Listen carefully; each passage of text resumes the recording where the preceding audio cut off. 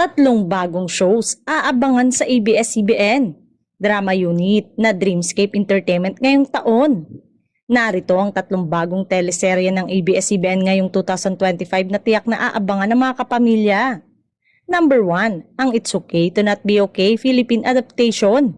Isang romantic drama na pagbibidahan ni Ann Curtis, Joshua Garcia at Carlo Aquino. Isang lokal na adaptation ng sikat na Korean drama na tumatalakay sa isang ilustrador na may mental health issues at ang kanyang relasyon sa isang caregiver na may sariling sugat sa nakaraan. Ang What Lies Beneath, isang mystery thriller kung saan bibida sina Julia Barreto, Janela Salvador, Charlie Dizon, Jake Cuenca at JM De Guzman.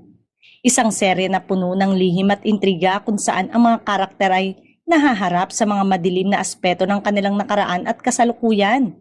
At ang pinakabago ay ang teleserye na pagbibidahan ng rumored couple na sina Paulo Avellino at Kim Chu. Nakatakdang pumirma sa ABS-CBN Star Magic ang aktor kasabay ng anunsyo ng kanilang mga bagong proyekto ni Kim.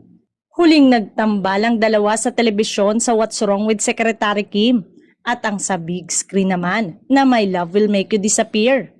Wala pang masyadong ibinibigay na detalye ang management tungkol dito.